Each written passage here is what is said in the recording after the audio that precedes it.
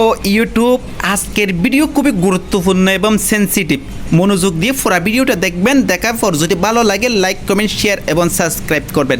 আমি আজকে হাজির হয়েছি অনেক ধরনের সুতাকৃমির ওষুধ নিয়ে। অনেক ধরনের ওষুধ রয়েছে এবং অনেক ধরনের ডোজের তারতম্য রয়েছে। সেই জন্য বলছি পুরো ভিডিওটা মনোযোগ দিয়ে দেখবেন। দেখার পর লাইক কমেন্ট শেয়ার করবেন। আরেকটা গুরুত্বপূর্ণ প্রশ্ন হলো, কয় মাসের ছোটো বাচ্চারা সুতাকৃমির ওষুধ খেতে পারবে? ন্যূনতম কয়দিন পর সুতাকৃমির ওষুধ খাওয়া যাবে? সেই জন্য আজকের ভিডিও খুবই গুরুত্বপূর্ণ। সুতাকৃমির অনেক ধরনের ওষুধ রয়েছে, যেমন এলবেন ডিএস, এলম্যাক্স, তারপর আছে যে ডিলেন্টিন, মেলফিন, অ্যাট্রাক্স, অনেক ধরনের সুতাকৃমির ওষুধ রয়েছে। তবে সবচাইতে দুইটা জনপ্রিয় ওষুধ হলো সুতাকৃমির, একটা হলো এলবেন আর একটা হলো এলম্যাক্স। এলবেন হলো এসকেপের আর এলম্যাক্স হলো স্কোয়ার ফার্মাসিউটিক্যাল। সুতরাং এই দুইটা ওষুধ খুবই জনপ্রিয় এবং কার্যকরী। আপনারা এবং বড়দের ডোজ এবং ছোটদের ডোজ আমি আজকে বলে দেবো।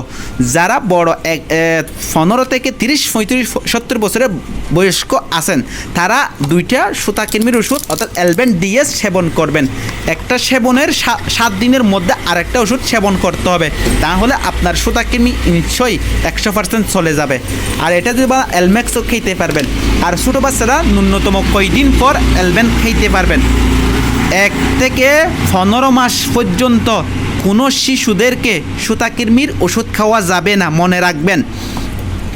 18 মাস, ন্যূনতম 18 মাস আপনার ছেলে মেয়ে যদি ন্যূনতম 18 মাস হয়, তাহলে এলবেন খাওয়াইতে পারবেন। তাও কত ডোজ? 1 চামচ, আর বেশি খাওয়া যাবে না। আর বাকিগুলো ফেলে দিবেন। অর্থাৎ এলবেন খাওয়ান, এলমেস খাওয়ান, সুলাস খাবেন, যা খাওয়ান না কেন 1 চামচে খাওয়াতে পারবেন। অর্থাৎ 18 থেকে 2 বছর পর্যন্ত 1 চামচই এনাফ।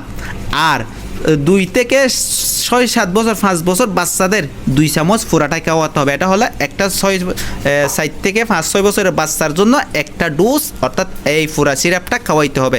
আজকে যদি 1 চামচ খাওয়ান, তাহলে 7 দিনের মধ্যে আরেক চামচ খাওয়াইতে হবে। এটা মনে রাখবেন।